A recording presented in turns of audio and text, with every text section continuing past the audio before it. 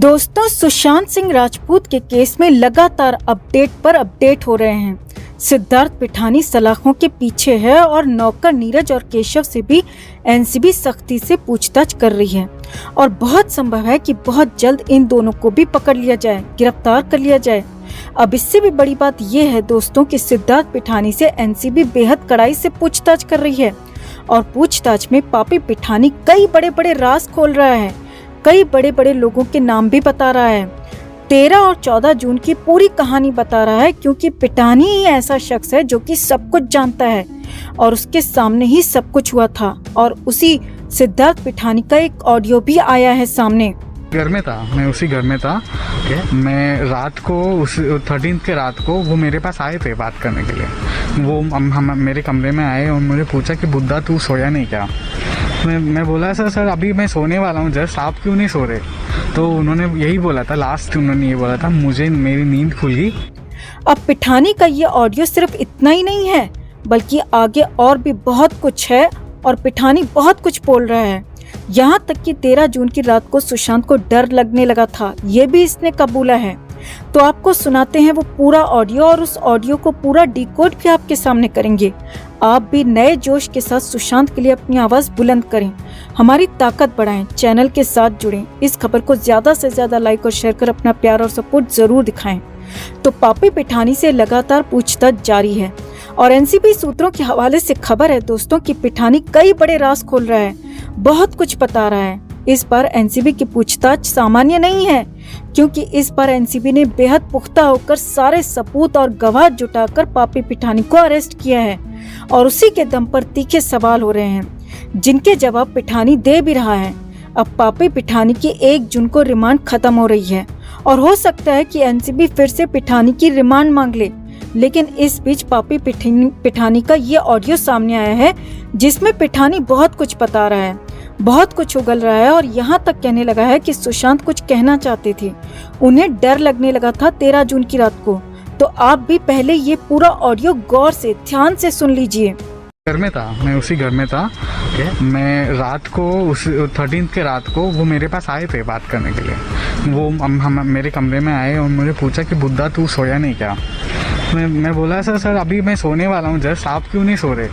तो उन्होंने यही बोला था, लास्ट उन्होंने ये बोला था, मुझे मेरी नींद खुल गई तो इसीलिए मैं अभी जग गया हूँ। मैं अभी जा रहा हूँ सोने, तू भी जा, सो जा। Good night sir, good night sir.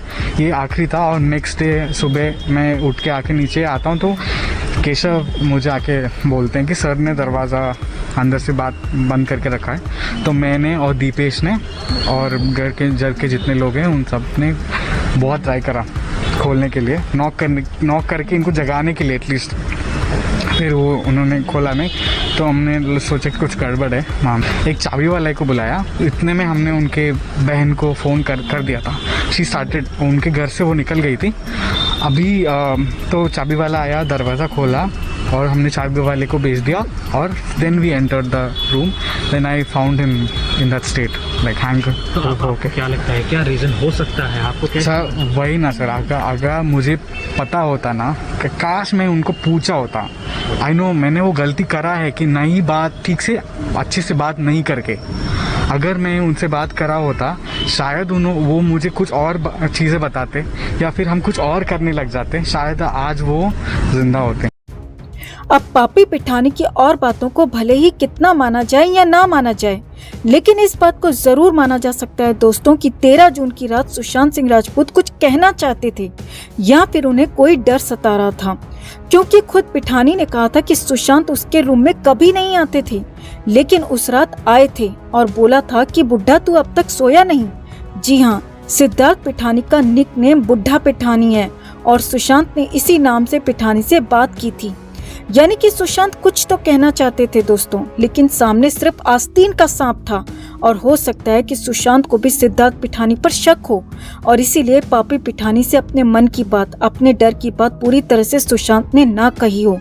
यहाँ पर एक और बड़ी बात जो सामने आ रही है वो ये है दोस्तों कि सिद्धार्थ पिठानी भले ही कह रहा है कि उसने सुशांत की बहन को फोन किया, चाबी वाले को बुलाया या फिर सुबह सुशांत ने जूस पिया। अब लेकिन यहाँ पर पहला बड़ा सवाल यही है दोस्तों कि अगर कोई इंसान मरने की ठान ले तो क्या वो उससे आधे घंटे पहले जूस पिएगा? जूस पीने की सोचेगा भी? ऐसा संभव ही नहीं है। दूसरी बात, अगर चाबी वाले ने दरवाजे को खोल दिया था तो फिर इन लोगों ने तुरंत डोर क्यों ओपन नहीं किया? क्यों चाबी वाले के जाने का इंतजार किया गया? जबकि पिठानी का खुद कहना है कि काफी देर से वो लोग दरवाजा खोलने की कोशिश कर रहे थे और जब दरवाजा खुला तो इन्होंने खोला नहीं, बल्कि तसल्ली से पहले चाबी वाले को वापस जाने दिया और फिर आराम से जब वहाँ पर कोई नहीं था तब दरवाजा खोला गया और फिर अकेले ही, जी हाँ, पापी पिठानी का ही कहना है कि वो अकेले ही अंदर गया। उसने ये भी जरूरी नहीं समझा कि अपने साथ में किसी और को ले लूं या फिर घर में ही मौजूद किसी अन्य शख्स से कहूं कि साथ में चलो। पिठानी खुद अकेले अंदर गया और खुद ही सबसे पहले पापी पिठानी ने वो सब देखा।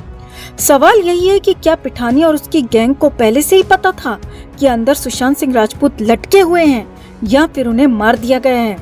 क्योंकि जो इन लोगों ने किया ऐसा तो तभी हो सकता है कि इन्हें पहले से सब कुछ पता था, इसीलिए इत्मीनान से दरवाजा खोला गया। अब ऐसे हालात में आपका करीबी इंसान अंदर है और आप जल्दबाजी में नहीं दिखते। इसका मतलब साफ है कि आपको पता था कि अंदर क्या है और क्या हुआ है। और बहुत बड़ी बात नहीं है दोस्तों कि एनसीबी ने इन्हीं सब सर्कमस्टेंसेस एविडेंसेस के आधार पर ही पिठानी को पकड़ा हो, और हो ये भी सकता है कि इन्हीं सबूतों के आधार पर सीबीआई भी बहुत जल्द पिठानी को गिरफ्तार कर ले, क्योंकि पिठानी वो कड़ी है दोस्तों जो कि इस पूरे राज को खोल सकता है। मगर पापी पिठानी को बेहद शातिर अपराधी कहा जाता है और इसीलिए सख्ती से पूछताछ बेहद जरूरी है।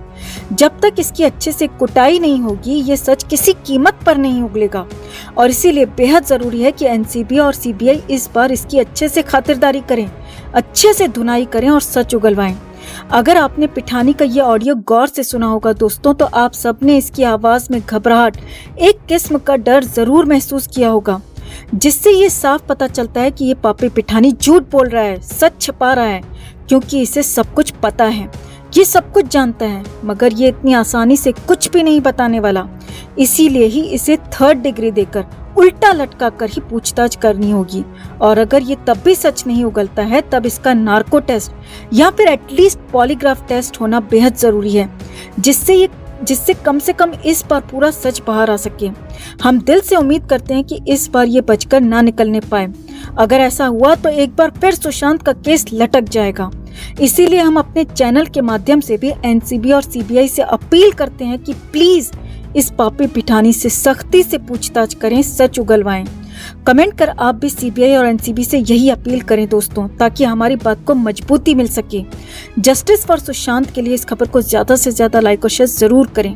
हर अपडेट के लिए बने रहें हमारे साथ, क्योंकि आप हैं तो हम हैं।